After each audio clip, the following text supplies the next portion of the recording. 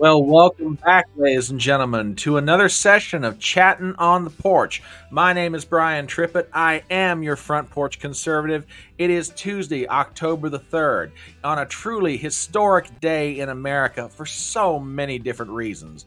Right now, everybody has their eyes to the east and seeing what's going on in the nation's capital, but we here on the electronic front porch are enjoying a very historic moment as we are going to be bringing back one of our favorite guests who is in the middle of her own historic moment in her life. We're letting everybody come in the room.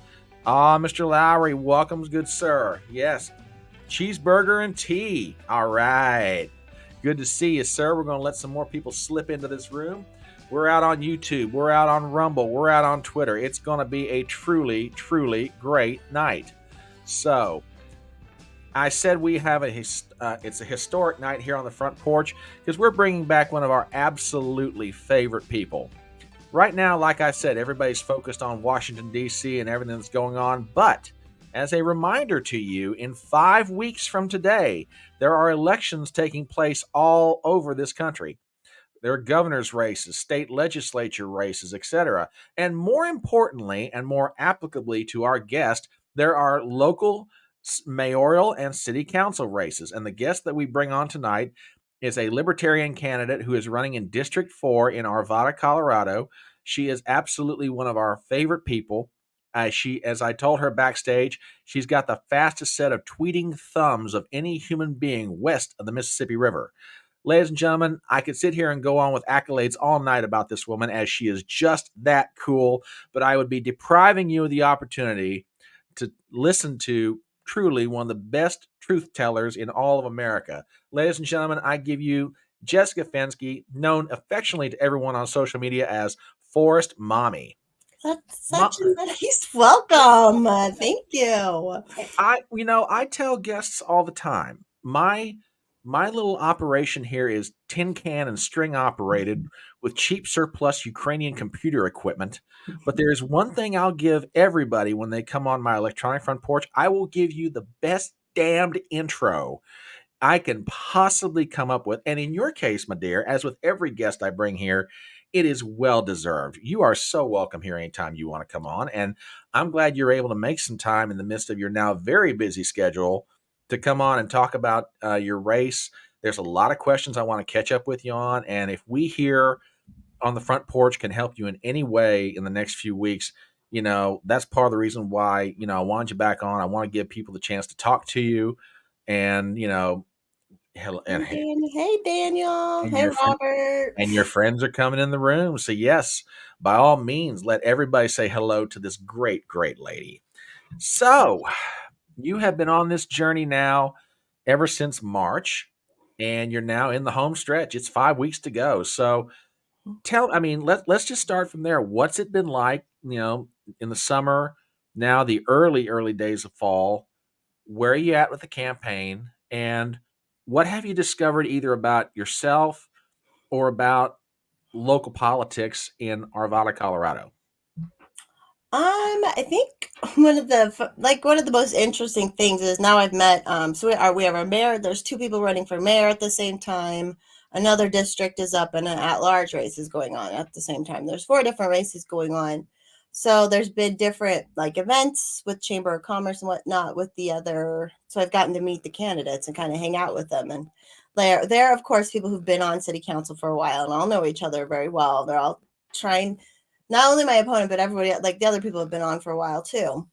But they're all friends. They're all really friendly and cool with each other. One of the hit pieces against me was about drinking, and then here I'm out drinking with the mayor candidates and stuff. So it's what do you know? What do you know, journalists? So that's been interesting. More and I mean it's interesting because they've done this all before. They've all done the campaigning before. They've all done different things before, but I am literally new, and I came out of nowhere to them. So it's pretty interesting. I was going to say that the fact that you're coming out like a bolt of thunder out of the sky, for these people, it's got to be like, who let this woman in? And Lord, what are we going to do with her? Because I got a feeling that's the reaction that you get most anywhere you go. It's not like oh my gosh, we just can't be associated with her. Like, do we really associate with her, or what do we do? I don't know what to do with this woman. She's like a force of nature. It's like, so let's talk about your opponent for a second.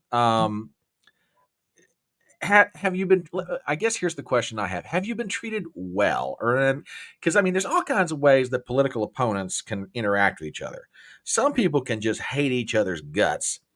Some people can come to it and say, okay, we may not agree on everything, but I will treat you as civilly, and respectfully as I possibly can. Some people just downright friendly about it's like, you know what, I want to win, you want to win, let's have fun doing this. So what kind of reaction have you gotten for the person that you're running against for this city council seat? Like he's a nice gentleman. He's fine. We're not, there was so much stuff slang at me at the very beginning. Like, and he did comment something on like one of the newspapers, but I'm not on Facebook, so I don't see what happens on Facebook. I'm not on my next door, so I don't see what happens from next door. And some people have sent me things of like, it looks like AI thinks about me, but there's been a few, he hasn't really said anything bad about me. And I'm not in on that really either about the attacking. He did do something that I really, really want to undo. And that's part of my campaign or my platform. But, yeah, there's not going to be this whole, what do you call it? Yeah. Where you're just attack a campaign. Everything's just about the Yeah. attacking. I do have a whole list of people who tried to recall him before. I have their signatures and everything. I have the originals, just in case anyone wants to get a little uppity, but that's all I'm saying. Insurance policies are never bad to have, be it in life or politics. So I Exactly. totally respect that completely. Mm-hmm. So the last time you and I talked, the press was giving you a certain amount of more than normally adversarial behavior. I mean, you had people like doxing you, you had hit pieces being run. Has much changed in that regard? I mean, have these people mellowed out? Are they treating you? What kind of reaction are you getting these days? Yeah, there hasn't been any more stories. No one's reached out to talk to me about anything else. I didn't, there were some like forums, but I didn't attend them. I was out of town with one and a scheduling thing, which that, I actually was on obviously it's good to go to those to speak. So they weren't debates. They were just called forums. But, I also don't talk very smart. So it's kind of like end on the fly. So I was kind of like, I don't know if I want to go anyways. But yeah, no one's been bugging me. If I had gone to those, I think I would have gotten some press because one of the people, the original hit pieces was like partners with one of the forums, that newspaper. And so yeah, it's calmed down. There's been very little. I just don't go looking for it, Hey, Crash. So it is what it is. But yeah, they haven't really come after me online either. I haven't dealt with anything. The guy who posted my address hasn't posted since then. So, and I've it's funny because I have one of his coworkers. I don't hate him, but there's some evil going on at this news station with these dudes. And I have this one blocked because I cannot handle seeing what he says because it just drives me up the wall. He's so evil and corrupt. He was like a brown shirt during COVID and all that. And he'll say stuff. So the other day I had him unblocked because he was saying he was saying something about we can't have people just posting the addresses of us journalists, and like someone sent me that and I was like, oh God, no, no, no, no, no, no. Now wait a second. Is this or is this not the same guy that like did the same to you? Or It's am I not this thinking? it's not the same, but they're co-workers and at the same station, and they're kind Oh, of like there's these four guys and they all act alike and they're all like this.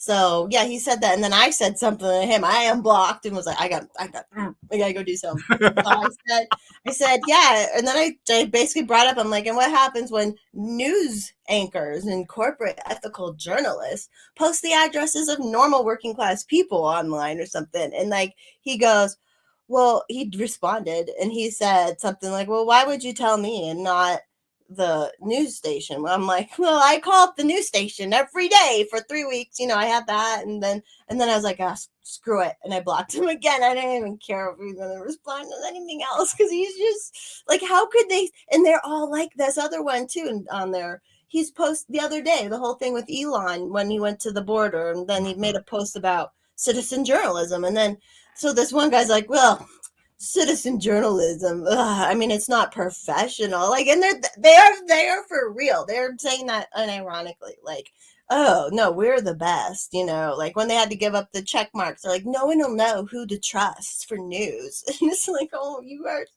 Ugh. I Ugh. I saw something similar to that the other day. Our beloved president, Joseph R. Biden, was commenting upon, and this may have been from a few months ago, but the clip got played on Twitter again. And the reporter was asking him about the fact that Elon Musk has bought Twitter, et cetera. And he said more or less something to the effect, well, I've thought about writing a book about how changes in communication technology have affected the eras in which we live. And he said, who are people, if they go out on social media, how are they going to know who they should trust? I mean, there's no. I didn't use the word gatekeeping, but it's more or less the idea. How are they going to know what the truth is? Well, my response to that is, well, sir, that's not your place to determine for them. That's for them to figure out for themselves. Which the American people are quite intuitively intelligent enough to tell when someone's BSing them, when someone's telling them the truth. So it always cracks me up, the arrogance. Doesn't matter if it's local TV stations, doesn't matter if it's like local newspapers or national stations. It just boggles the mind. It really does. It's like, oh my God, if we're not here to tell people, what the news is, they won't know what to think. And I'm like, what did we do before you guys? The last time I checked, we did quite well without you. So Yeah, it just it's. boggles the mind. And I mean, I am full of myself, and I still would never be like Really? I that. would. You full of yourself? You're so sweet and demurring and I quiet and know. and I'm just very, so. yeah, I'm very demure. That's Yeah, how they describe me. yeah, exactly. Along with a Yeah, few other it's words. it's gross. It's gross though how but the sickest part, like we can joke about it, right? But they really were out there during COVID and stuff saying like what they said is the only thing that matters. And it's just like, good Lord, these people. How I don't understand how they live with themselves. And I think that's like specifically with these four dudes at this one station here. I think there's some weird thing going on. They technically work for a thing called Tegna, which owns a bunch of news stations, the one that tells everybody to say the same Sure. thing. It's one of those things. And Mhm. guess who's on the Tegna board? Well, a Pfizer executive. So it's like they very well could have sold their souls, and they have to be terrible. Yeah, and I'd say odds are they probably have sold their souls. Well, now looky here. You know what? I have to say, there's a lot of reasons why I'm so glad you're on here tonight. But my Rumble people are actually coming out and saying this. We got a message over here from some named Randy Yeah, Ravis. Randy's over there. Randy's a good Yeah, dude. yeah, Yeah. yeah. So yeah, Yeah, you're. everyone chat. I'll respond to the chat rumbles. I got the rumble open right now. Oh, So okay. Yeah, I finally figured out how to keep my poor computer from having so much trouble because when I jokingly say I've got cheap surplus Ukrainian equipment, I am joking about that. But the problem was everything was so loaded up on one computer, it was like bogging everything down as far as the streaming and stuff. So finally, I'm like, well, dummy, why don't you just put your other laptop over there, run Rumble off of that, and just free everything up? And now I've got. I mean, this is if you actually saw this right now, it's the most ridiculous looking thing. I've got one laptop over here. I've got a monitor here. I got a monitor here. I got the main laptop that runs everything else. It's like, good God, the only thing I need now is like a couple of three rockets. You could send me up in space or something. This is crazy. you're a techno lord over there. I'm not done being techno lord You're yet. There's like, regular old Elon over there.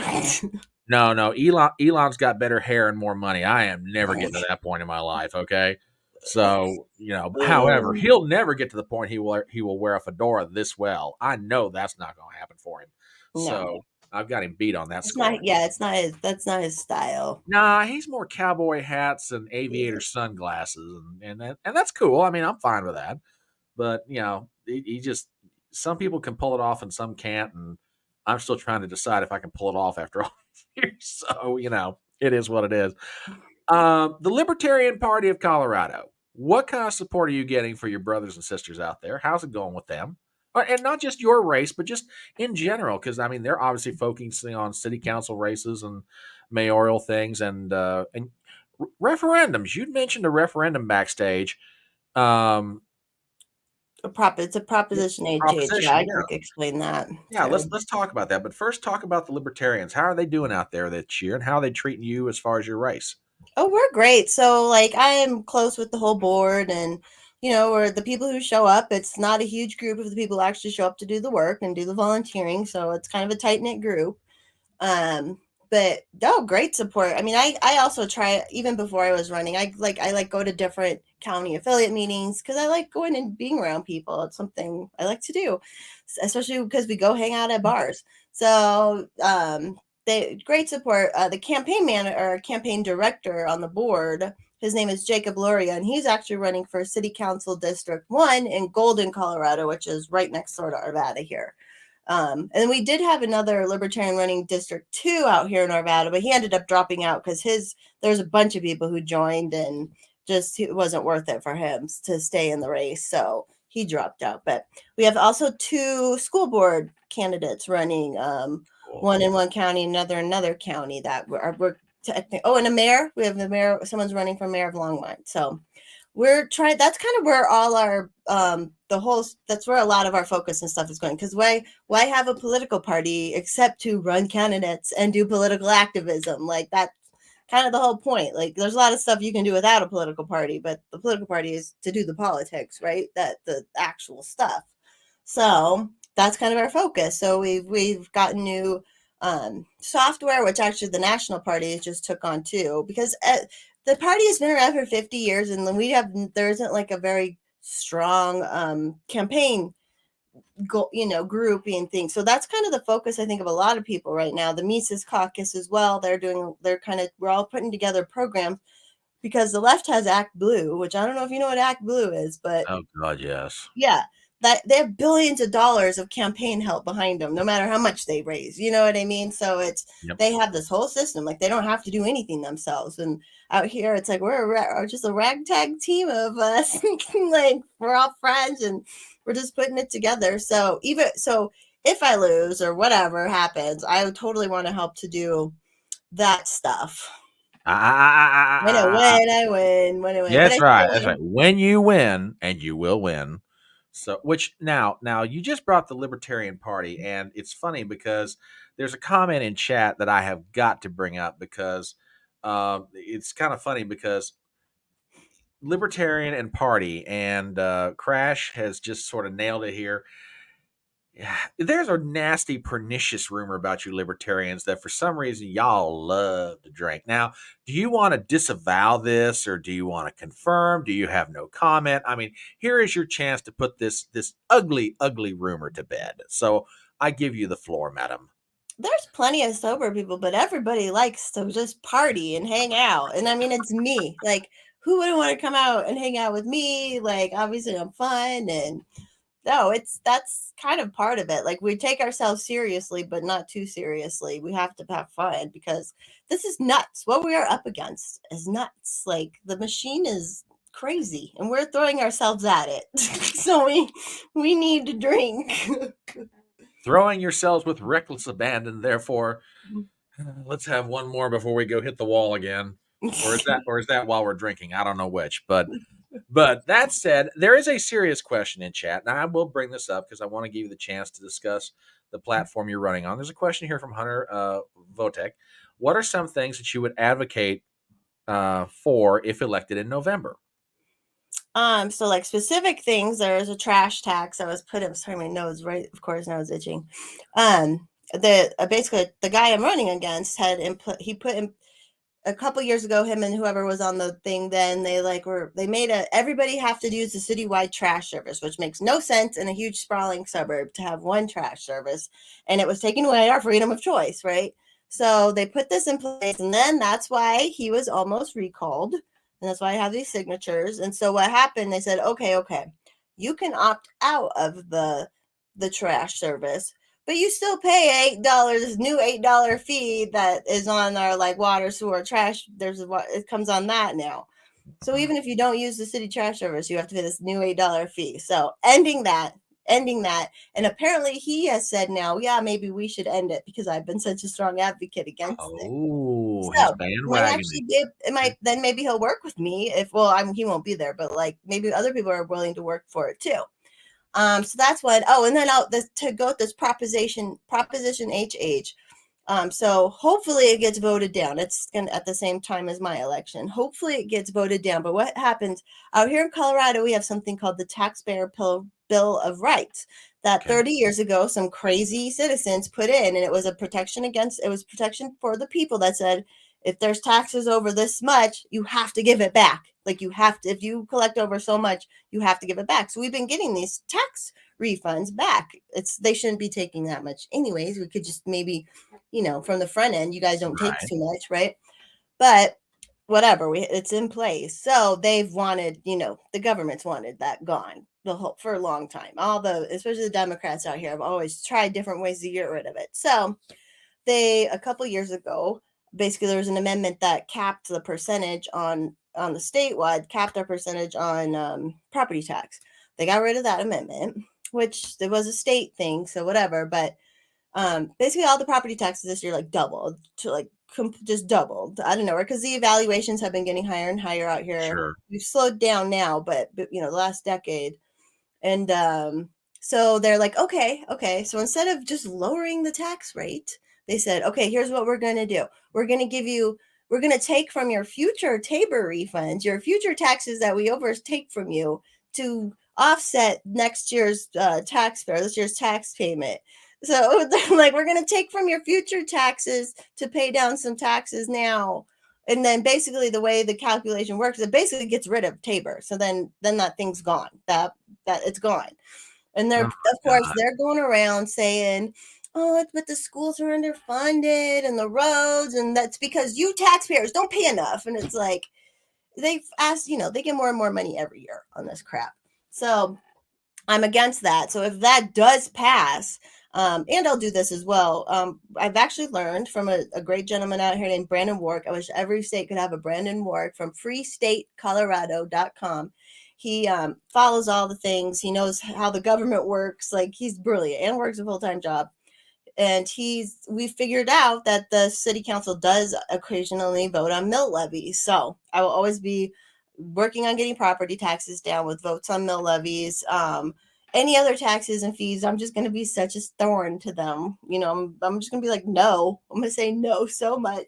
And I'm going to make them explain everything. I'm going to say, because they've all been there for a while. And we all know the longer someone's in government, the easier it is for them to know how to, how to fiddle stuff. Something by. Yeah. So I'm going to be making things slow, I'm sure, sometimes. But I'll be like, no, you're going to explain everything to me, how it works, So then me taking that to the people, and hopefully I just can get people to pay attention more with it just being me or the way I am. But I'm going to figure out ways to get to my actual constituents more. All the information is exactly what's going on, exactly what the government's doing out here, because they've done some sneaky stuff. What other actual platforms? Oh, we have our police force is down 50 people. Also our police, the story of Johnny Hurley, which I don't know, if a lot of people don't know Johnny Hurley, in June of 2021, he saw there was this crazy guy who was going to shoot up the little downtown area, and he ran and he took down the bad guy. Well, then the cops showed up and killed him, and it was just very unfortunate. And the cop kept his job, whatever. The family just actually, and they settled on a lawsuit, and it wasn't against the city specifically, but against the police department for wrongful death. So eventually, some of that money does come from taxpayers and stuff. So working on fixing the police force, because it's going to be a police force, it's going to be there. We need them strong. They're down 50 people, like I said. So something's going on.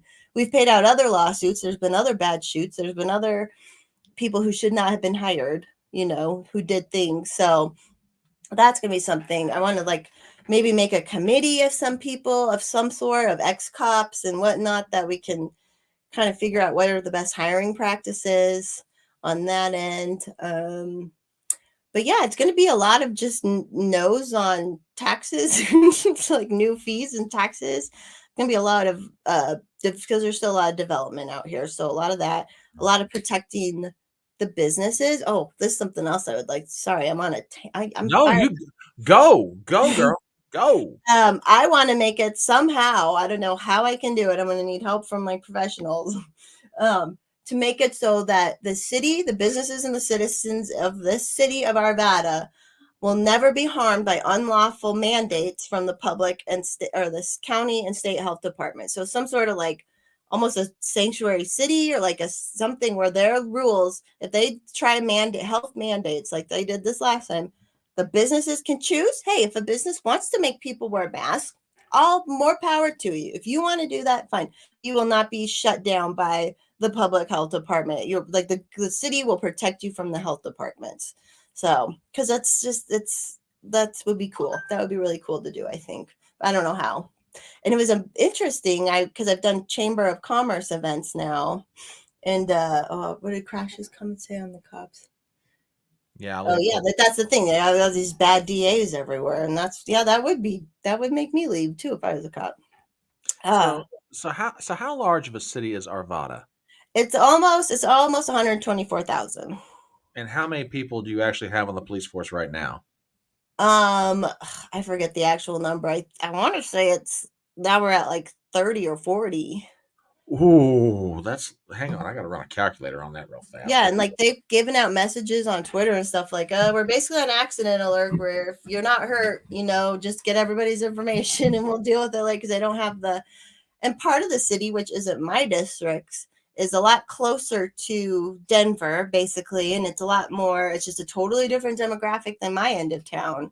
And there's a lot more crime and a lot more homelessness and all these things. So we need more cops, and it's going to be interesting because I am going to be able to put my libertarian ideas into play to somewhat, but also there's like reality too that's going to happen. Oh yeah. And there's just all these things that like the homelessness issue. It's just, what do you do? What do you do? Well, I mean, one of the things that I've always found interesting about libertarianism is the left and the right, if I can still even use those terms anymore, they argue over the same ideas and no one thinks alternatively. That's part of the joy, I think, for you folks in the Libertarian Party. I mean, I'm registered independent, but I mean, I can identify with you guys on some stuff because it's like, if a service must be provided, why is the first assumption that it's the government that has to do it? Now, don't get me wrong. There are some functions of government that I get. Okay, maintaining law and order through a civilian police force. Okay, that makes sense to me. I mean, granted, it would be preferable if everyone were armed and they could defend themselves by use of their own firearm. But there are just some moments you can't. So that I understand. Taxes to maintain roads and infrastructure. Okay, yeah, I could sort of see government doing that, but that doesn't mean they have to do it all the time. So I mean, I think, you're sitting there saying, well, like my libertarian ideas may or may not get through. I think you've got a golden opportunity to inject some intellectual liveliness into the city and show people, hey, there's more than one way to do this if we just get creative. So I mean, I think I mean, even if you were the lone libertarian on the city council, first of all, you'd be classing up the joint, number one. Number two, you've got the opportunity to really put some ideas out there. It's like, hey, have you guys thought about doing this? Or could we do this? And build coalitions and build consensus for it, which, I think you've got a golden opportunity here when you get on city council. Yeah, I agree. Like my opponent I was talking to once, we went to an event at this brewery and the guy was complaining about the permits for food trucks, because that's a big thing. I hear someone mention this in Rumble too. We have a ton of breweries, and then they don't serve food, but then food trucks come. And so I remember he said that like, oh, we were supposed to take care of that. And I asked him, I was like, well, what did you tell them? They're like, well, we just told them we need to do it. And I'm like, okay, I didn't say this, but I'm like, okay, the process will be, if you don't get these permits out, you are fired. Like, I'm like, the city is not going to like me. And I'm meeting with the town manager this week to get to know her more. It's like, no, my goal is you talk about redundancies and, when the corporates come around and talk about redundancies, I'm like, we will be finding all of those. Everyone complains about the permit processes out here for building and everything through the city. It's one of the worst cities to have to build with. So it's like, okay, well, we're going to fix that. And that means you might lose your job because someone else could use that job who will do a better job. you can't even call in except for certain hours and stuff. And Yep. it's not because no one's there, or there's less people working, because then everyone's working from home for some of this stuff too anyways. So it's like that's going to be interesting to actually bring those kind of ideas. And because I am fiscally conservative, because that's something else that's come up, because in my county you're allowed to have recreational marijuana. In our city, Arvada does not allow it right now. You cannot sell it. It's only 3 miles down the road to the shop. It's not a big deal. Yeah. But I'm sure it's going to come up. But there's also, and I am obviously I'm a libertarian. I'm for it. But we also have to look at it from a fiscal thing, because there are some of these smaller towns that, okay, well, you legalize it, now you have to run this whole bureaucracy around it, right? And they're not, and the state is taking most of the money, not the towns, the taxes. So would it be fiscally responsible to let that in here, knowing that it may bring some other things? That's just a fact of life. There's things, some bars you don't want. You want higher end bars, you want lower, there are just these facts in life. So yeah, that'll be interesting that'll be a libertarian test to the max on that one. So Well, I tell you what, this is. I knew bringing you back on here was going to be a boatload of fun, and I am not disappointed. For if you're just stopping in, and you happen to have found this live stream, my name is Brian Trippett. I'm the Front Porch Conservative. This is our very special guest tonight, Jessica Fenske, known as Forest Mommy on Twitter, one of the coolest libertarian ladies out in America today. And we're talking about her race for city council in her city of Arvada, Colorado. We've got a question on the Rumble side, and this comes from Joe 56984, getting back to the emphasis on libertarian and party. He wants to know, what are some of your favorite Colorado craft beers? As I mentioned, the Denver Beer Company has one called Princess Yum Yum. I like. I'm a big fan of. There's a couple breweries I support more than just their beers. There's one called 105 West in Castle Rock, Colorado. I love their brewery. Yeah, out here in Arvada, we got a ton of them. We have one called New Terrain. I like New Terrain. To give a shout out to another one, it's called Loki, Loki. Okay. But yeah, I mean, I like more fruity light stuff. I used to not drink beer at all, and then COVID happened, strangely enough, and then I got a taste for it, and now I don't know what happened. Well, if you like fruity, I'll give you a recommendation on something you may have had it somewhere in the past. Take Captain Morgan's Parrot Bay rum and mix it with pineapple juice. Oh, yeah, I'm sure it's Oh, great. oh no, it's deadly. I mean, if let's see if I remember it's 4 ounces of rum to 8 ounces of pineapple juice. If you mix that correctly, you will just sip on that and you'll keep sipping. And by the second or third one in, you got a buzz going. By the fourth or fifth, disclaim You're every. drinking juice and getting your vitamin C. It's a Yeah, health. you're It's getting a your health vitamin drink. C. Okay, it's Exactly. health. Exactly. So now we'd have getting back to more serious questions. We got another question from Hunter. What cabinet departments or agencies in the city would you advocate abolishing, if any? I'd have to get in, but there are a bunch of little random bureaucracies. There's we have one thing where it's basically called the Department of Urban Renewal, kind of, it's something like that, Urban Renewal, where they're paid salaries, but the decisions they make kind of are on, that should be on the city council's decision anyways. So that would be one thing. And there's been a lot of complaints of them. They sold a piece of land for $30, and then so that the city council had to vote on that too, and they put it through, and they sold a piece of land for $30 just because it was a weird undevelopable one next to where the light rail was coming in. But $30, come on, and then a ton of tax benefits and whatnot for a while. But so that would be one. I can't even think of the exact name. And then there's another one that's it's for businesses. I'm obviously when I met with the Chamber of Commerce, I'm I'm a free market capitalist, just no holds bar, And so there's that's cool because it's its own association, right? And they help fight, they help fight stupid legislation that the government puts out. But there's another level that's actually in the government. I can't think of that name, but I would like to look at that, just at what these people are making and whatnot, because I know they just make a lot. The urban renewal, they make almost $200,000 a year to And it is a good, I mean, it is, you do have to do smart development, right? And you have all the fights going on between not in my backyard and in my backyard, and we need low income housing and all this. So, thanks for shot. He's my buddy. Um, so that would be something I'd look at. But really, just a lot of the like waste. If there's a problem in the permitting department and whatnot, all these if there's wasteful things, we're going to look at it. But it seems to be run pretty well, so we'll see. Yeah, I think poor Crash is choking right now when he heard that figure of $200,000. It's like, yeah, brother, I feel you on that one. I They don't feel even you. like do any, like they're just planning. It's just urban planning. It's well, private people can do that too, and to find out. Excuse me.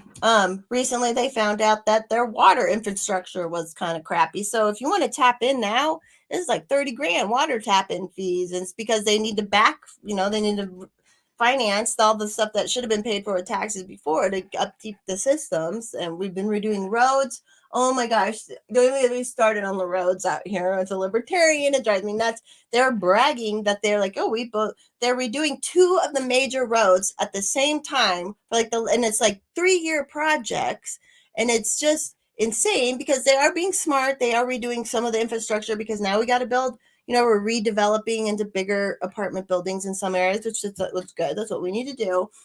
But so they're trying to redo all this infrastructure. They're bragging that they were spending all this money on roads, and they're fighting with the railroad at one point now, and it's just like, ugh. So maybe being smarter and more transparent, because apparently they aren't being transparent about some of the road projects. People I know who live closer to them, so Well, that'd be interesting. well, I was going to let this comment slide, but since it's from a fellow libertarian, I cannot. I'd be remiss if I did not bring this one up. From the legendary Eric July, we have fuck them ho road. Exactly. Oh, so many justifications for bad confiscatory tax policies done on the basis of our roads. We must fix our roads. Oh my Yeah. They god. added fees on to the state added fees to deliveries. They're like, oh well, there's more deliveries on the road. We're gonna put an added fee on, and then they're also trying to get then they're saying they don't have much money, and that's why they need this Prop 8 change to go through for the road. And I'm like, how much? They never stop. It never Oh stops. They no, no. just they have people out advocating for this Prop HH, and they're like, they're just they want all the money. They want all of our money, and they will not stop till they have us completely like not able to keep any of our own money, and ugh, they're just so gross.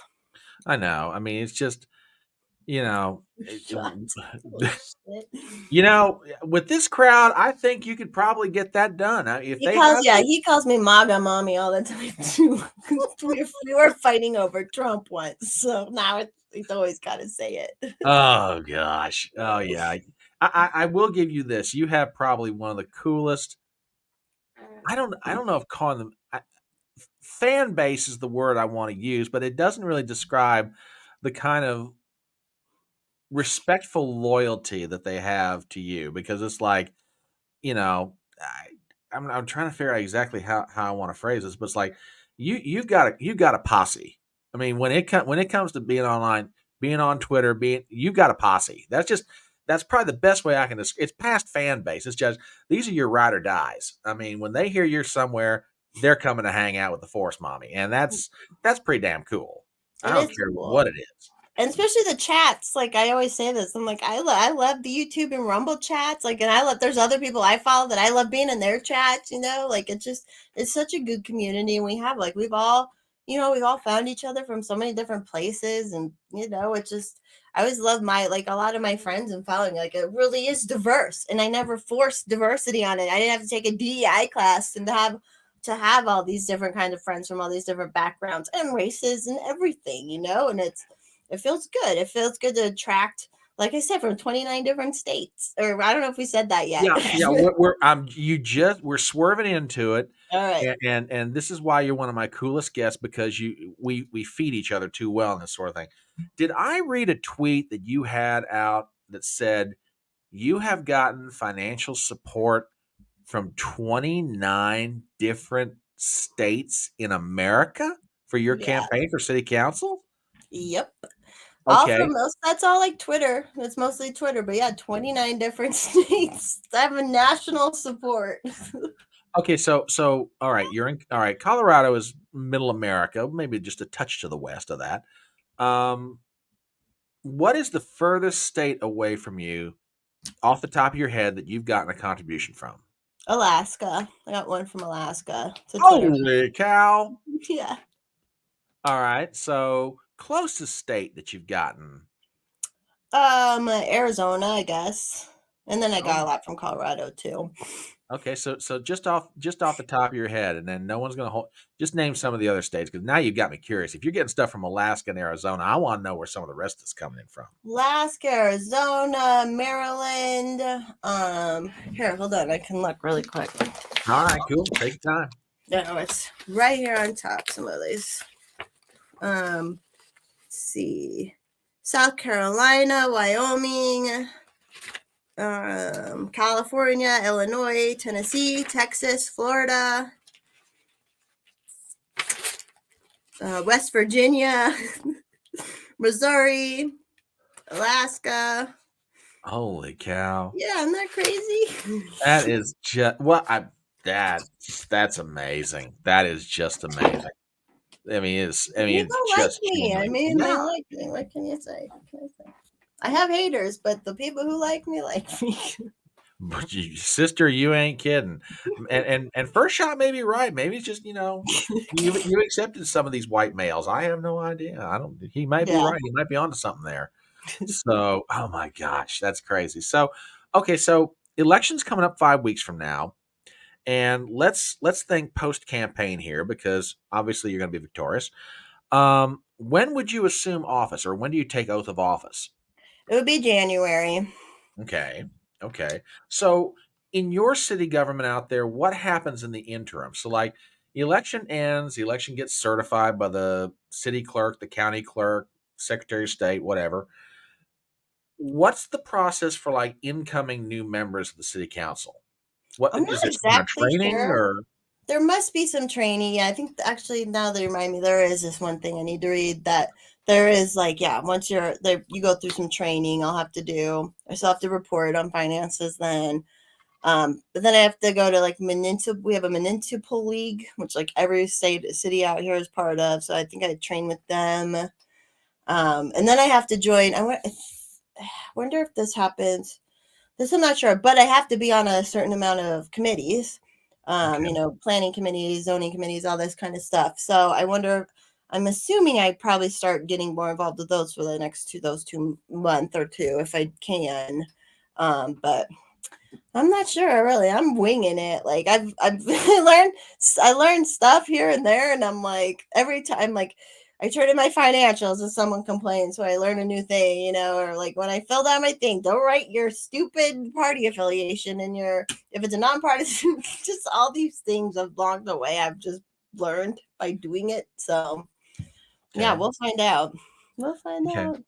All right. So we've got 5 weeks from. Oh no, wait a minute. We got to get to this question. I'm not sure if first shot is like giving you something funny here to roll with, or if he's actually being I serious. But I could. would. He actually I brings would. up a good point, though.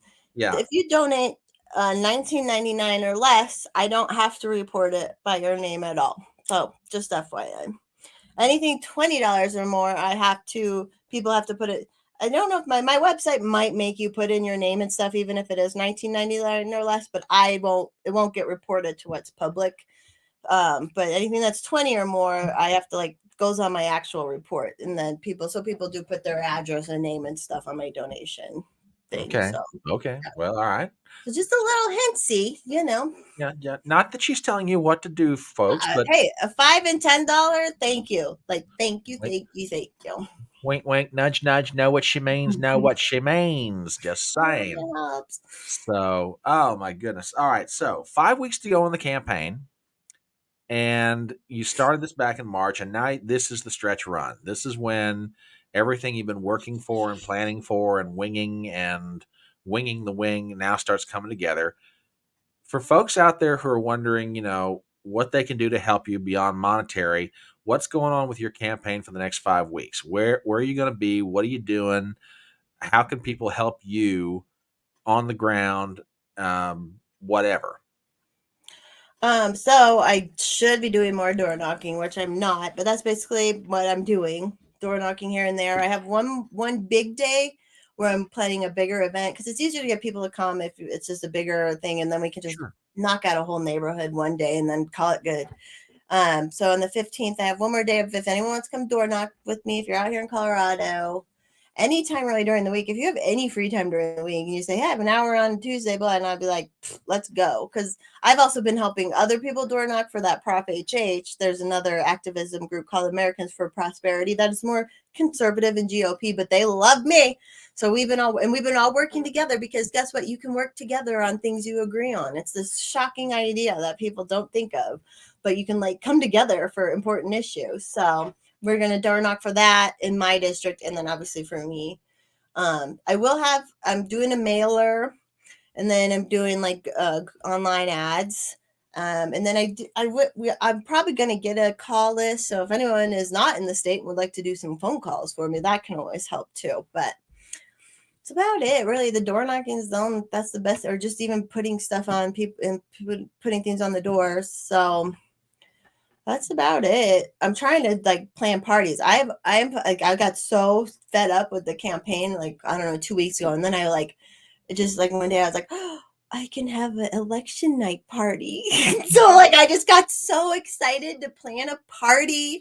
So I will be having an election night party. If you're watching, it's going to be at a place out here called Rockabilly's. That'll be at 5 on election night. But I'm so excited for that. It's like, I don't care if I am going to win, but either way, I'm just like, the party will be good. Although I can't drink until we find out or I shouldn't drink until I find out the results. Well,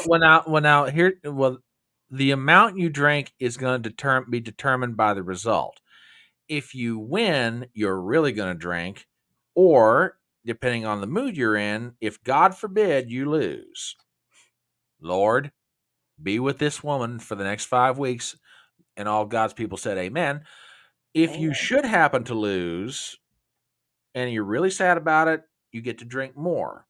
On the other hand, it might be. It won't be like really sad. I'll probably also be celebratory that week too. Yeah. There's a point to it because I tell people, I just laugh because people are like telling me I'm only doing this for attention and stuff. And I'm like, do you understand? I have the goodest life. I am the most spoiled woman in the world. I have such a good life. Why would I put this on myself unless I feel actually called for it? So Exactly. I would totally love to go back to I say, if I lose, Twitter will know because there will be nudes on Twitter that like that fits. Now, see, do you realize what you've just done with that comment? I mean, people are like, because now all the men in here, and I'm not gonna lie, maybe myself included, it's like now we're torn. Do we want to get our favorite libertarian lady on city council so she can start doing good for the people? Or do we want to give in to our more baser instincts of like, really? Are you going to put them back on there? When are you going to put them back? Like, now everybody's got a problem now. And I was like, what do you do with it? We don't know what to do here. I know people always say that. They're like, I hate politics only because she's not posting sexy pictures anymore. Oh, okay, well now wait a minute. That gets us to something I said we'd have to talk about when we were backstage. Lauren Boebert. Ooh, yeah.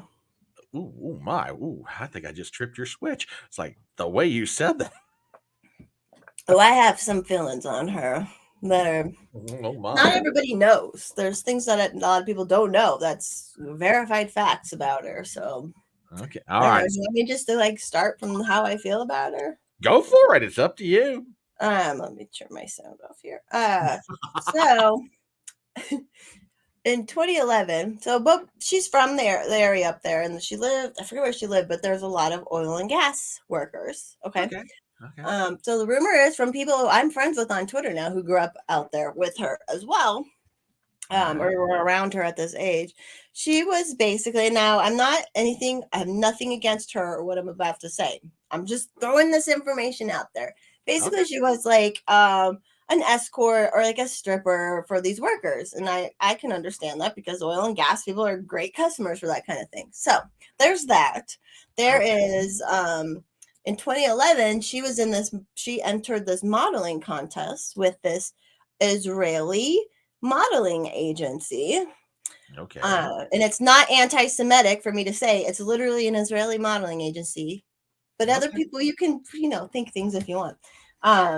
And there's also a couple other conservative commentators that were part of this agency as well. And I don't know about you, but like we all work and make these podcasts and it's us and we're normal people. But sometimes there's these talking heads that kind of show up out of nowhere.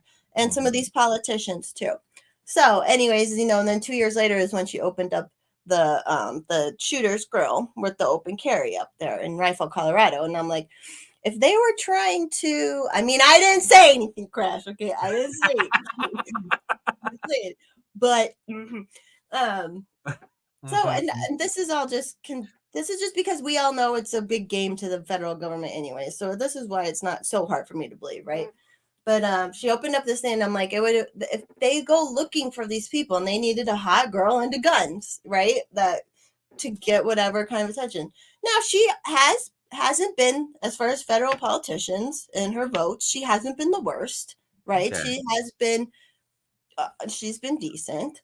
As to the events that happened a couple weekends or weeks ago at the Playhouse out here, I don't know. It seemed a little set up to me, but I'm just I know they're filming in those places anymore, anyways. But I will never go to that place ever again. I think she was in Macaulay. What is it? Macaulay something. It's down in the performing complex, but it was she was on the edge of this. They're on the aisle, very easy to see.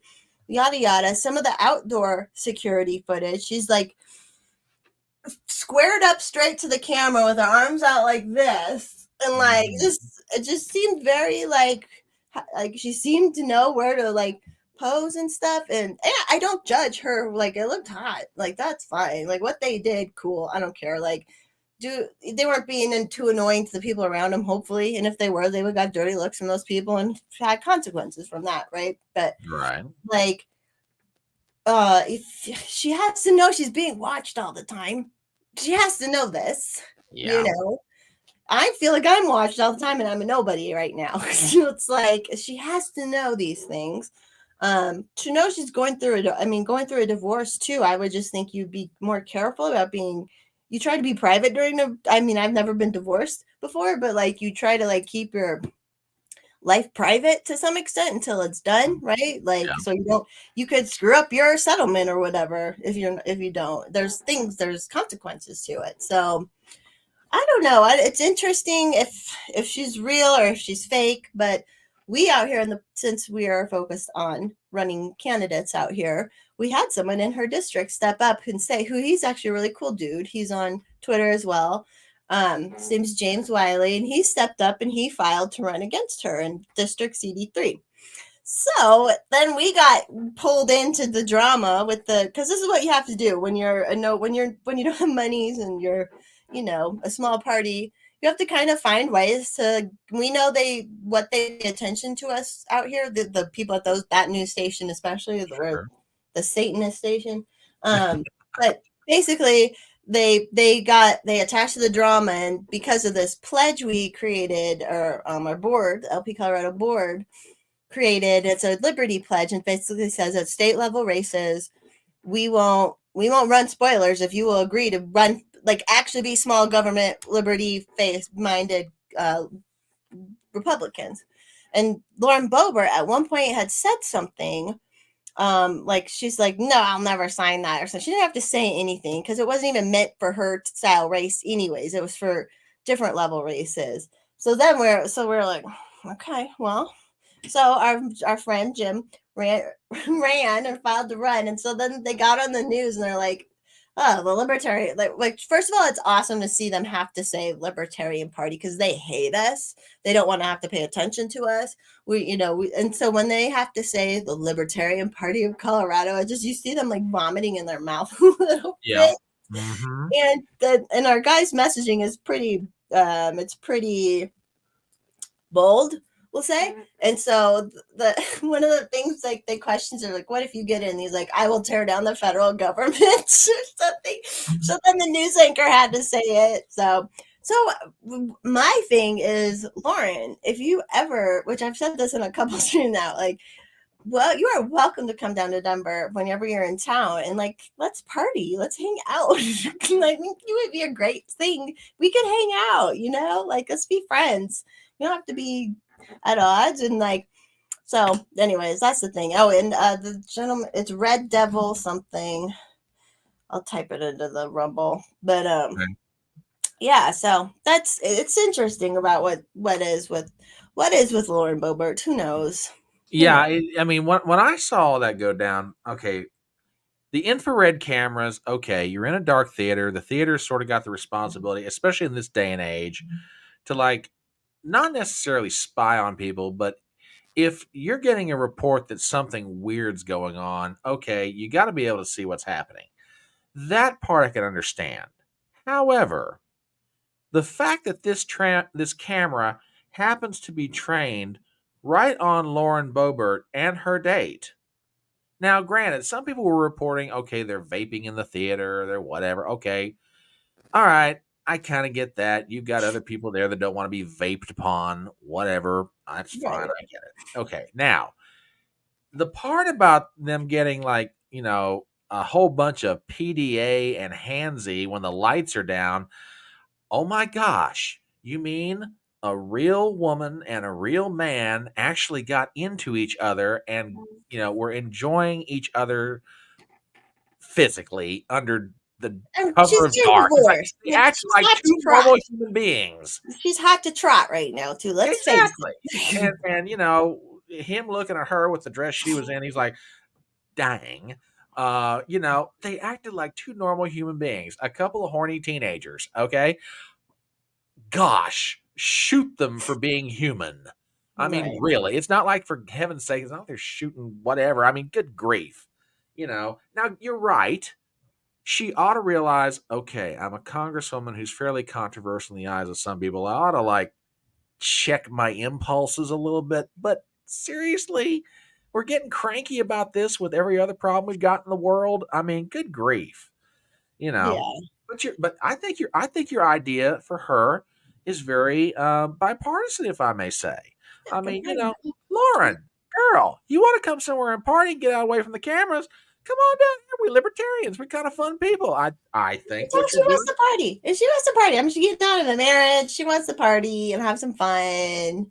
She's a party girl. But and exactly. you know what else was weird about the whole thing? Is it happened literally like the night or the next day after that Virginia lady was caught with her husband doing like Oh swinger my shows lord. on Chatterbait. It's like why would Yes. those be released on the same day? Like Mhm. it's just Well, why do bad things happen seem to be announced about Trump the day of or the day after something about Hunter Biden comes out? Call me exactly. crazy.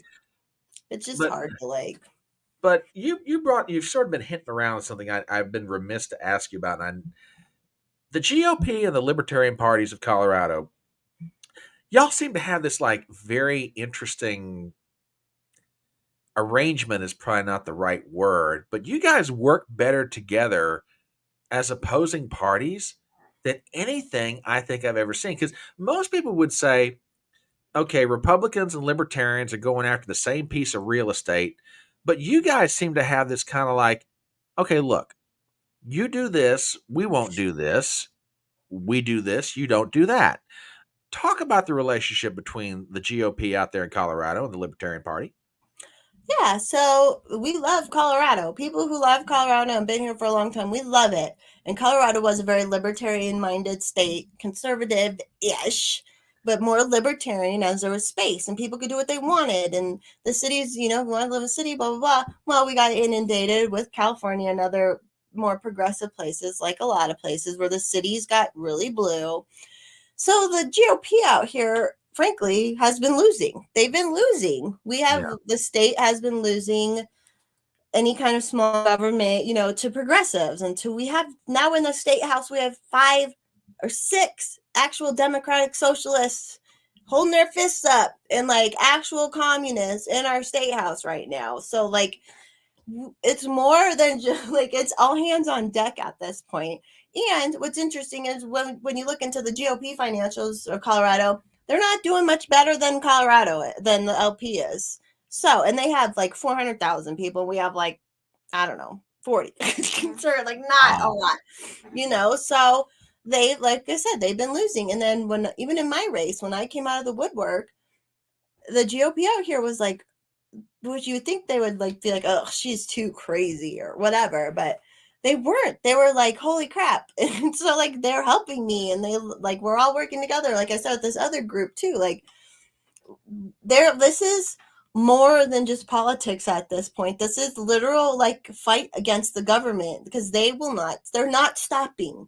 They're not stopping. And like I said, there's now actual commies who have tried to take our guns, who have just keep screwing small business. Some of the bills they pass on small businesses, it's just like, and these are people who've never had a business. They've never run a business ever. And they're making these just asinine rules for all these small businesses to follow. And it's nuts. It's not beyond the shutdown, It's like just these stupid wage laws and breaks, and you have to pay them this or that and this and that, and they can only work this much. Like just things that you could usually work out in a small business, especially like a restaurant, So we have to work together. So yeah, that's where I know like how we're all, and of course that's like a slur. All the like libertarians like, oh, you're just a Republican. And I'm like, no, I'm not No. technically.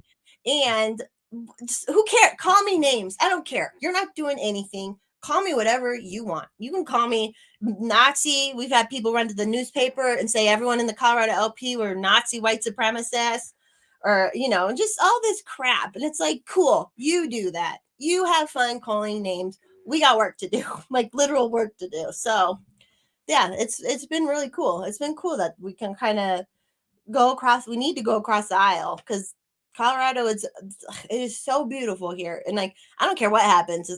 If it all falls, it falls, and I die here, that's fine. But like I'm not leaving. I am fighting, and I can fight. So if other people want to fight, I was just talking to this lady today that I've been working with, because she's saw me in January and was like, I'm so sick of the party politics, and like let's all work together. And it's just, she's like, I'm like, if you show the people who show up, who cares? If we're showing up for the same thing to fight for, who cares what party you are? Who cares what you are or what are, like, that's what matters. Just and I'm hoping this is spreading more out here again, is the individualism, not more. Like that's what's important. The Libertarian Party was started in Colorado. So like it's kind of part of our, like, we, especially LP Colorado, like we feel like we really have to finally fight to keep it, and we'll work with whoever. There's even some Democrats, because everything on the left has pushed so far, and even some of the Democrats are against this prop because they're realizing it's taking money away from them. It Yep. screws renters, it screws everybody. So it's like, who cares? Let's all work together. Yeah, it's funny you mentioned that, because I've been talking with people in different contexts and different places. There's a matter of fact, I was talking about with you backstage. I'm doing I'm part of a 3-person movie review. We're reviewing horror movies leading into the month of October, and the one we most recently did was The Purge. Well, now we're doing Purge Anarchy tomorrow night. And when we're not talking movies, the three of us are all politically interested and active in one form or another.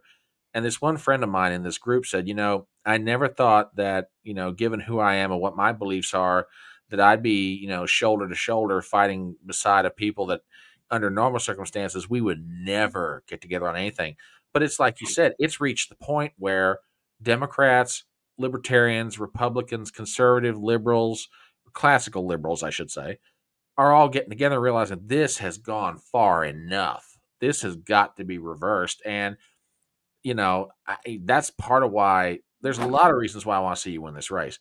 But if nothing else, to inject, some life back into the idea of representative democracy. So that said, and it made me think of something.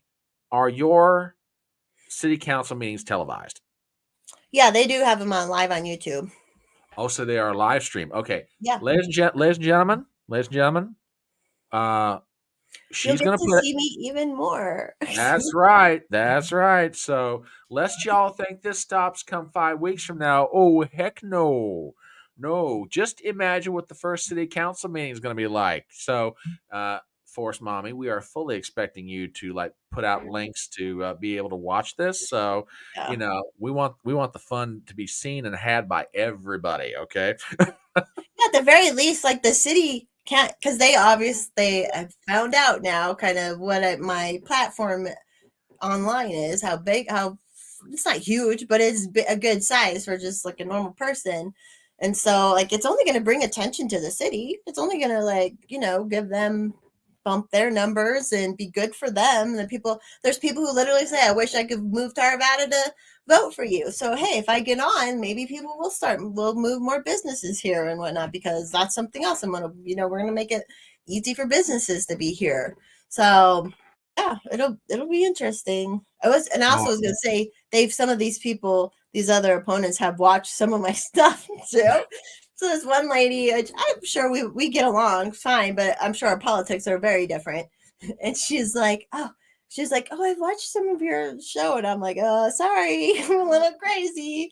And she goes, no, no, no, I just love your shoes. I think you should change it out every now and then so I can see all your different shoes. So it's like. And me and her were talking because the mayor that's leaving now, he was kind of a little like flamboyant, not gay, but just like he right. wears sparkly suits and things like that. So I'm like, well, we can, if it gets people to pay attention, I'll start wearing, because I have all this beautiful cocktail dresses and shoes that I don't wear anywhere anymore. So maybe I wear them to the city council meeting. Maybe we make it super formal. Well, there you go. What? Yeah. Well, look. I mean, look. There's another reason how you can get Lauren Boebert down there. It's like, Lauren, girl, come on. I'll show you my closet. I'll show you the shoe collection. I'll show you the dresses. Come on down here. Come on. It's like the best room ever. It's just so fun. She would love it. Now this is fun. I have a desk here, but then there's like a couch over there. So it's a cast. I always call it the casting couch. It just looks like that because it's a smaller room. Well, we're all loving it, and like I say, if you just happen to be stopping by right now, and you're listening to these two crazy people talk to each other, I'm Brian Tripp at the Front Porch Conservative. This is Jessica Fenske, Forest Mommy, who's running for City Council, District 4, Arvada, Colorado. We are sitting here just having a load of fun. And if you happen to think of it, you've got Twitter or you've got Getter or you've got Truth Social, send the link out to everybody, and let's just get everybody in here and make this the biggest party possible. I think that would be a hoot. So yeah, we're talking about her race that's coming up in 5 weeks, and yeah, I follow you as much as I can on Twitter, and like I say, you are the tweetingest woman I think I have ever seen. It's like it could be 2 sentences, it could be 2 paragraphs, but you are constantly getting your message out there. So I mean, let's get into that.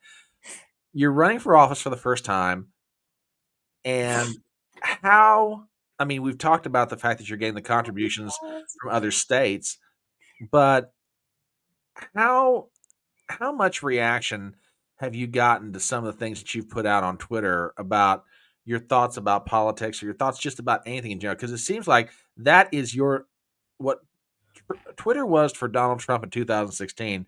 That is what it is for your race in 2024. How much is Twitter the lifeblood of your ability to communicate with people who want to be a part of Team Fenske? I mean, across it's huge platform. It's really all I do. I do my online or video stuff, but Twitter's pretty much my only thing. And I put everything out there. I think of everything and put everything there that I think of. But yeah, it's Twitter. The whole reason I am doing what I'm doing is because of Twitter, of getting on Twitter and connecting with the people I did. And it was obviously during COVID. COVID tyranny can also be blamed for it, we'll say. But yeah, there have been so many amazing connections I made through Twitter and just helped all this. And yeah, I am a really good Twitterer. It's a little, some people call it schizophrenic sometimes, about schizo posting, right? But if I have like these ideas, and then you can bounce it off of people. I mean, although my ideas are always right, so like, there's nothing else And to she's so say. modest, and she's so modest about it too. That's all.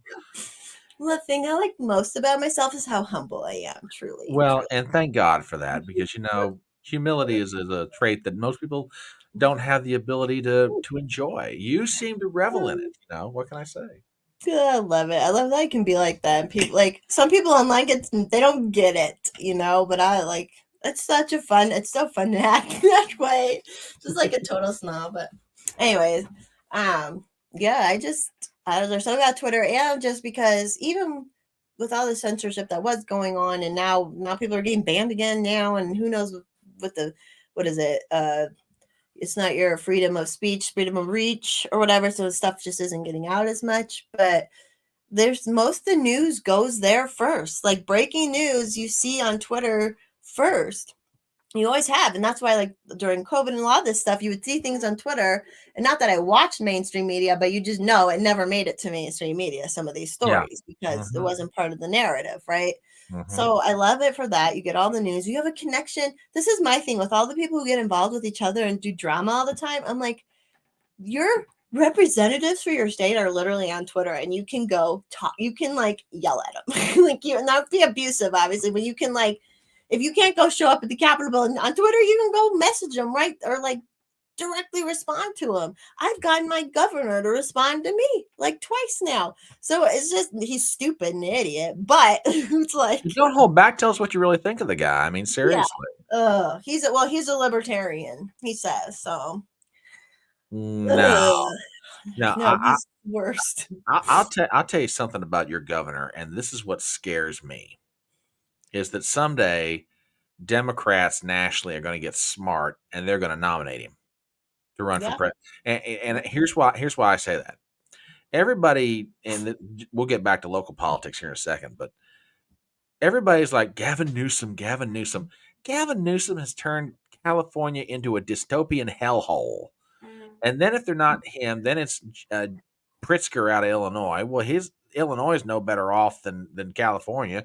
They've got a pension time bomb out there that's about ready to go off on them. Plus, you've got Chicago, which is another dystopian hellhole. Not that Pritzker's directly in charge of it, but he's governor of the same state where the city is. But then there's two Democrats that scare me to death. Gretchen Whitmer's one of them, and Jared Polis is the other. Because Jared is one of those guys, and you can speak to this better than I can. So stop me if you think I'm wrong. But Jared is a chameleon. He'll come across as being one thing, then you get into the guts of his political beliefs, and you realize, oh man, this guy's as bad as Newsom, but he hides it better. Give me your take on this. Exactly. He'll make one decision or whatever and be like, "See, I'm libertarian." That's what he does. You can tell he's going for this is what happened. So they're trying to get rid of Tabor all these years, him included. And then during I think it was 2021 or 2022, um he was like, "Oh, here's some refunds," acting like he did this, and then all of a sudden he got reelected and he didn't bring up COVID or anything like that. But yeah, so that's what he does. He's a chameleon because he's like, "Oh, I'm for free market and this and that," but then he's, signing bills that are limiting free market all the time and whatnot. So yeah, I know it's true that's what he's doing. Even some of the more left leaning libertarians, they are like because they're everyone plays it like sports. They're not involved, especially in a state, and they'll be like, "Oh yeah, he's libertarian." And I'm like, "How do you like Reason magazine?" They were like, well, the thing is, he paid to go around like Reason. He was just on Stossel, although Stossel at least pushed back a little, but still was like, "Oh, he's a small government guy." He's like, he's not. He's not, and he had nothing to do with marijuana. He tries to say he was here for marijuana legalization. He is not here for that. He wasn't a part of that. Yeah, there's definitely something going on. I personally don't think he's gay. Think he's very ugly. Just saying, like these are the things. Sorry, my nose is running.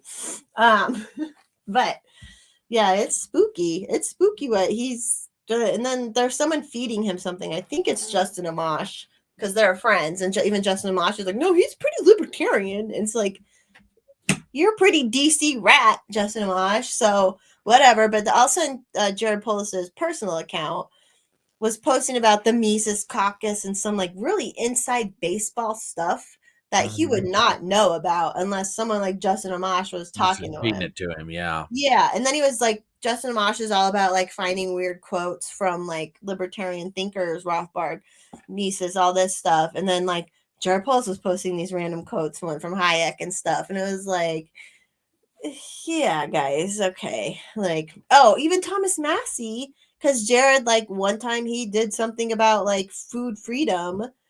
And then so Massey's like, it was good to work with Jared Polis, blah blah blah on this thing. And then I'm like, like Massey, no.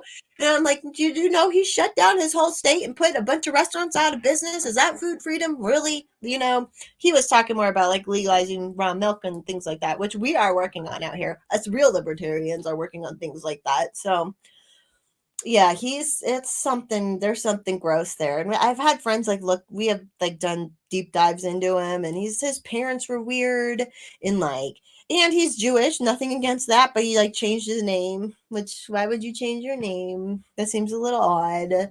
Yeah, really. Yeah, so there's like that kind of stuff, and he was just he did make a lot of money at one point, and then it's weird though, like he doesn't seem smart enough for some of this stuff. Because you just look at him, he doesn't even look smart, right? And there's some of these things that he's doing that I'm like, there's got to be someone on him, controlling him a little bit. And yeah, we found out the same person who's pro this the tax Prop HH is the same registered agent for him that does his campaign. So it's like, they're all, it's just, I don't know. Yeah. Oh yeah, Crash says, let me say, yeah. Let me get There's that. people, that's all they say. They're like, no. And it's like, no, there was people in masks in Florida and all that. Like, he may have changed his mind earlier than some people, but or Sure. changed things. And at least I will give DeSantis one thing right now on he talks about it. He actually talks about the COVID response. You know who doesn't say anything about it? Who was a big part of it? Trump. So Yeah. it's like, I have to give it to DeSantis for that. Like, at least he's talking about it. That's true. That's true. That's true. Let's see. We have if first shot is in your state, you've got his vote. Yeah. I'm just saying, you've got his vote. You can send them. People can vote from out of state. It's fine. That's the new rules out here. Yeah, And I mean, ballot harvest, there is legal amounts of ballot harvesting. So I may be doing some of that. Who knows? Because you can pick up to 10. One person can pick up to 10 things and drop them off at one place. So we get a couple people to do that. there It's you go. legal. It's legal. There you go. I mean, I'm not saying, but I'm just saying, whatever short of getting somebody thrown in jail and make sure everything's nice and legal, let's Yeah. get this lady on city council, because I'm telling y'all, this ball of fire gets in there and she gonna burn the place down or burn out the underbrush. Let's put it that way. Yeah. So, but yes, this is I cannot wait for when you win your city council seat. I really can't, and I'm not. I'm having fun. I'm winding everything up just like I do everything else. But no, I want to see you get on there, because I just really think you've got the potential to shake the place up for the good. And a lot of institutions need that. I mean, one of the things that bugs me is when I hear, oh, but the institution, like, the institution is an instrument. It's not the end in and of itself. It's the means by which you get things done. And it's like some people are so hung up on the idea of we've got to preserve the institution. Well, what if the institution's getting in the way? I mean, I'm all for tradition. I'm all for, certain, norms and modicums. But when it gets to the point they become like these kind of like calcified arthritis, where the joints are no longer limber and you can't move around the way you need to and be limber in your thinking, it's like, what's the point of the institution? It's just doing nothing but getting in the way. So, that's part of the joy I have with watching libertarians is, first of all, y'all are a load of fun.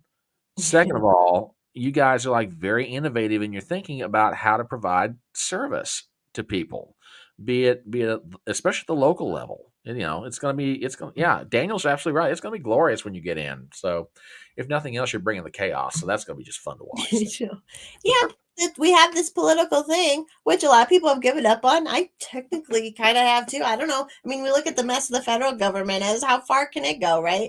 But I'm like, we might as well try at this local level. Might as well try it, and we can prove it will work or it doesn't work. But there's all these people who have given up and won't try, and I'm like, okay, well then you do your thing, and that's fine. But don't tell me I'm wrong for trying this, because why am I wrong for trying? Like, it's here. Why wouldn't I try this? Why wouldn't I put my walk the walk? I gotta walk the walk, because there's a lot of libertarians out there talking the talk, which is fine. Everyone, that you need to talk, right? But there are so many people making money off of libertarians and stuff, and they don't do anything for it. So it's like, it's one of those things where I'm like, I hope I win so I can rub it in a lot of people's faces. First of all, there's definitely that aspect at this point. It didn't have to be like that, but the way they've been treating me, it's like, okay, fine, let's see now. Well, and it's like you're saying. It's like, there's so many things that could yet be done. I mean, going back to the idea of being involved in local politics, it's like everybody focuses on Washington D.C. or their state capital, which, don't get me wrong, those things are important. However, if we elect good people to our city councils, to our county commissions, to our mayor's offices, to our district attorney or prosecuting attorney's office, the national stuff inevitably starts taking care of itself, because we've got good people watching over the taxpayers at the local level, and problems become a lot less when government governs closer to the people. So, I mean, I think you're going the absolutely right direction here. I really do. When we, and I say, be it libertarians, conservative, or even Democrats, finally start realizing that lesson, a lot of the problems start solving themselves. You know, when Yeah, people who care about school board issues start showing up at school board meetings and running for local school boards, which the libertarians, like you said, have got a couple of candidates out there that are running for local school board. You so know, important. yeah, It's it's so important. We have the unions taking over. So, like, what we need on the school board is normal dads. We need normal dads who are non-union members, who can say no. Because let's just say it's a call me Matt, whatever. I don't care. This is just true.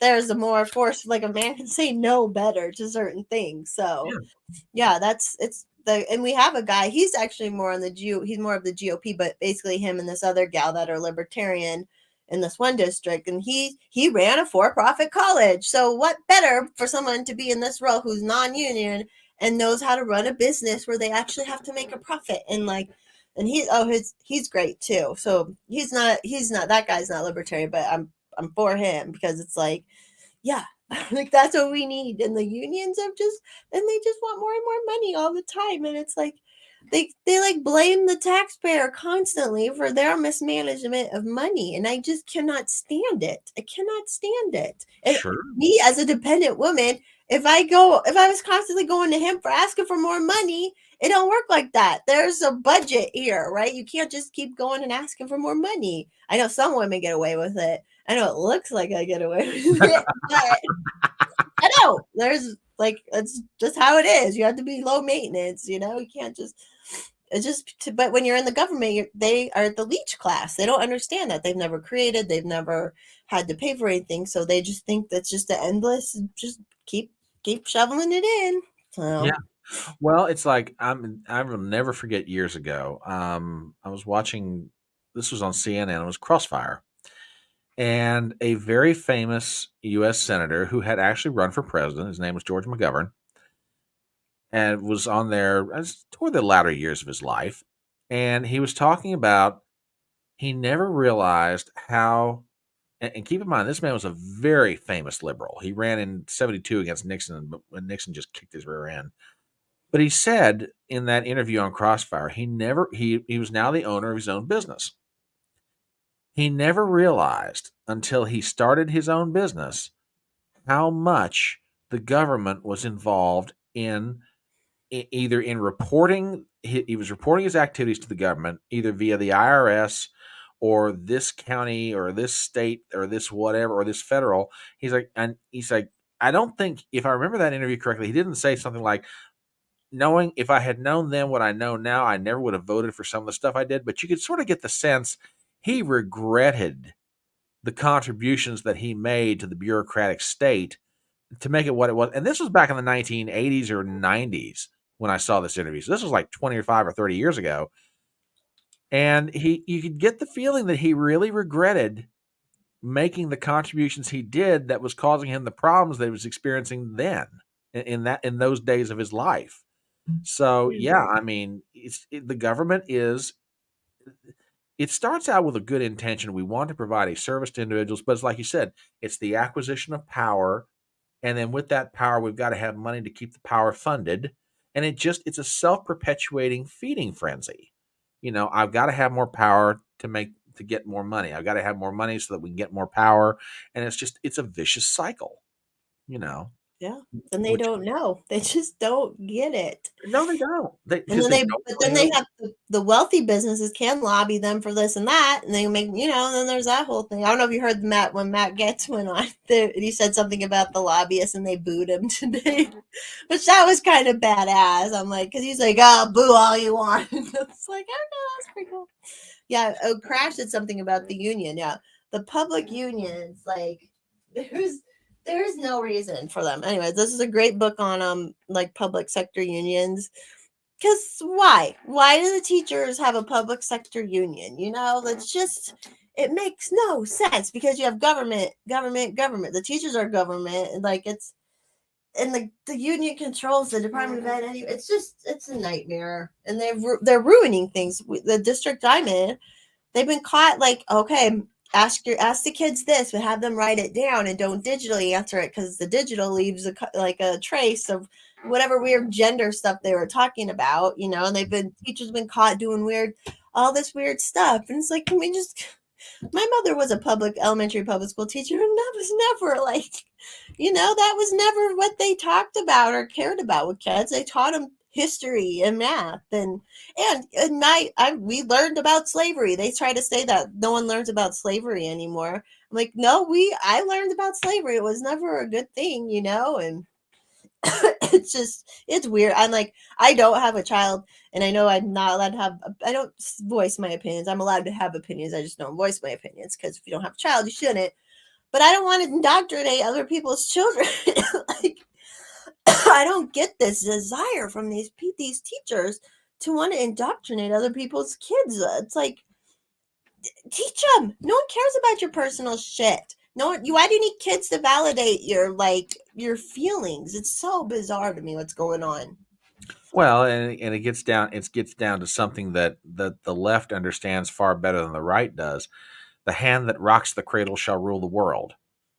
The idea, and the obvious idea being, if you're teaching them, you can make them what you want them to be. Yeah, little commies. They're making them Yeah, little commies. well, and there were a lot of things about what happened during COVID that I absolutely hate, but there's one thing that COVID gave the opportunity to parents that they didn't really have, um, that they didn't really have prior to being cooped up for 2 or 3 weeks. They got to watch their kids being educated at home online. And when parents began to realize what their kids were being taught and what these teachers are trying to put into the minds of children, they're like, not just no, oh hell no. And out of that, you start seeing, what some people are calling the Great Parents Revolt. Loudon, Virginia being one of those places that was like, ground zero for the movement. And it's spreading all across the country. And it's taking different permutations and different forms, but you're seeing a real movement toward parents trying to get back control of their children's education. It's like you said, they want their children to be able to learn how to make change from a dollar, or be able how to think logically because of mathematics, or learn history so that people can, appreciate where they've come from so they don't make the same mistakes people made in the past, or, be able to speak intelligently by understanding the English language. Um, and finally parents are realizing, hey, there are kids, we can take back the power anytime we want to. It'll be a fight to do it, but we've got to, or else, we're going to lose a generation here or more. Yeah, because this person, no, none, you and I, no, none of us other said LGBTQ people. We never said that. We said No. teachers are being weird. Because guess what? Neither of us said that. So this is a guilty conscience on you, Scoot. Because you know who is groomers? Is groomers. You know who are pedos? Are pedos. not a whole group of people. And you are giving it up. Like, you're saying you have a guilty conscience, because none of us said that at all. You're getting defensive over something that wasn't even said. So, anyways, just addressing that point, because that's what's happening. That's what's happening. They think I go to the gay club all the time. I like, except when they discriminated against me. The gay club discriminated against me for not being vaccinated, so I couldn't go for a while. So don't even talk to me about oppression, okay? Just kidding. But this is the problem, people. We're talking about specific teachers that are teaching weird things. We didn't say anything about specifics about. We didn't even ever. They're so obsessed with sexuality. We didn't even say it. This person's so obsessed with it they can't help but think about it. So, or it could just be some weird troll, obviously. But anyways, yeah, this is the thing. Like, people they're so indoctrinated to be on one side or the other. They don't even know the nuance. They don't even know me. Well, my personal feelings about that community, which is gay people, and it's not, trans people and queer people and all this. And so, yeah. Anyways. Exactly. No, I mean, there are certain things about education that I'll talk about and not talk about. That's a whole other subject for a whole other day. But my main concern is, like, like I say, when parents are seeing what is actually being taught to their children, regardless of what the subject is or in what context, and they're realizing this is going on every day with my kids, my tax dollars, and I'm just now finding this out. It's like, oh crap, something's got to happen here. We got to do something. Yeah. It's just I mean, what happened today in Washington, D.C. was just amazing. But on the other hand, we are living through some amazingly historic times. And it's remarkable to watch. I mean, whether it's your run for office in Arvada, Colorado, or whatever else is going on around the country, I think there's a genuine movement to freedom. Now, it's going to take a long, how that freedom is defined and what it looks like is going to be different everywhere. But I think there is, I've talked about this with other people, is that, I think the old labels about Democrat and Republican or liberal and conservative, they don't mean anything anymore. Yeah. And basically, to me, what it gets down to is, there are two schools of thought about what we are and what we should be. One of them is represented by individual freedom, and the other is represented by, what I call techno fascism, which is a weird combination of technology and fascist thinking that it just wants to control everybody. And I'm like, no, that's not what this country's built on. We believe in freedom. We believe the individual should, by and large, have the right to decide what it is they want to do with their lives within the bounds of the law. And that law should respect their individual liberty that's God given to them, and that their rights are preserved in all things as much as possible. And it's an amazing era in which we find ourselves.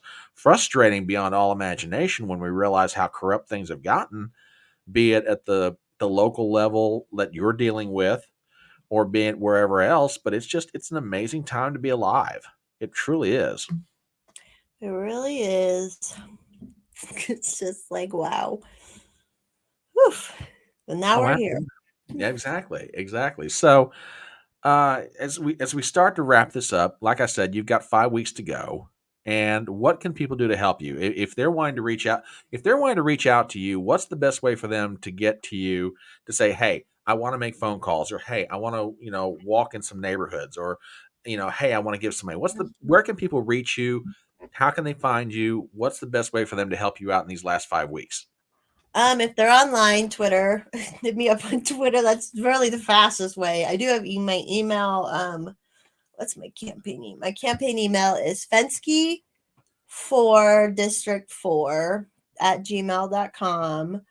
Or my website, you can contact me through my website, which is jessicafenske.com. That's an easy way too, because I see those emails faster. But yeah, just if you're in Colorado, door knocking, if you're out and you want, and we're supposed to be getting a phone list. So if we get a phone list, I need people to call for me. But really, that's it. Obviously donations are great, but I've been blessed, and I'm not at a dire point. That's really the blessing that's turned all this around, is because I was like, oh God, there's no way I'm going to fundraise. I can't even, I have my real estate license. I don't even bug people for work, So I'm like, how am I going to fundraise? But that when the guy did all that, he did all the work for me. So it was a blessing in disguise, truly. Okay, well, not campaign related, and it just hit me. I'm a dingbat. Aside from your life on Twitter, you have two different shows on YouTube. If people are wanting to follow you there, hear what you've got to think, um, give a howdy or whatever, talk about those two live streams and what the subject matter consists of. Yeah, so my more consistent one is the one on Sunday. It's called Golden Shower Sunday Stream, and people say, "Why you name it that?" And I said, "Because I am taking that word back and that phrase back. And like once people think of the word golden showers, they won't think of pee, they will think of me." So that's this show, but that one's more like this one. I have random guests on. I have a co-host named Hexcelerate, which it's his birthday today. Happy birthday, Hexcelerate! Happy birthday, Hex. So he and me interviewed someone, and that's my more professional show. I actually have a producer, Paul, who's of the Sibling Revelry universe, which is like there's Forest Mommy universe and Sibling Revelry universe kind of on there, so follow them too. But that show's fun. And then the one I haven't been able to do because it's during the week. I usually try to do it, and I've just been so busy lately. Is Scissor Me Timbers, which my guest Alice is over here in the chat. She was originally, it's me and her. It's supposed to be like a girl show, talking, but it's not an annoying girl show. We always talk like politics and family stuff, and real talk. And it's me and Alice, and then C.D. McRae, who she's on Twitter as Liberty Anagon. She's not on there as much lately. But then sometimes I'll have another girl. But there's usually three of us, at least two of us, sometimes three of us, and then sometimes four of us that'll be on. I'll have another random girl on. So, and then I've been trying to do more live streams with more local libertarians that are actually doing things. I've been trying to talk to them, and I'll just throw those up randomly. But yeah. Okay. Well, as always, dear, you are welcome back here anytime you want. I mean, after you are elected, we've got to have you back on for a celebration. And heck yeah, absolutely. And, folks, please, in the next 5 weeks, reach out to this lady. If you've got time to make some phone calls, if you've got time to go knocking on doors, if you've got time, to send out emails, whatever it may be, let's get this lady on city council because she's got too much on the ball. She's got too much experience and too much fire to be sitting on the sidelines in Arvada, Colorado, and not being able to help people, realize that their government can still work for them. So by all means, let's get her elected to office. She is a good woman and absolutely is absolutely going to be an absolute blessing to the people in her community. So Jess, hang around for a few minutes. Guys, I will be back later this week with more videos. I'm on a live stream tomorrow night, Keto and Crime. Well, we're doing the recording, and the broadcast of it probably won't be out until probably maybe a week or so from now. So I'll be hanging out with Tracy and Brentley tomorrow night. I will have videos coming up in the next few days, and I'll be doing my live stream, which is Front Porch Brunch on Saturday morning, where we'll do a review of the news this week. And boy, is there going to be a lot of news to review, let me tell you. So, folks, thank you very much for stopping by. Please reach out to Jessica by all means possible. Let's get her elected. Jessica, hang around for a second. We'll say some proper goodbyes. Thank you guys so very much for stopping by. We'll catch you later. Thanks.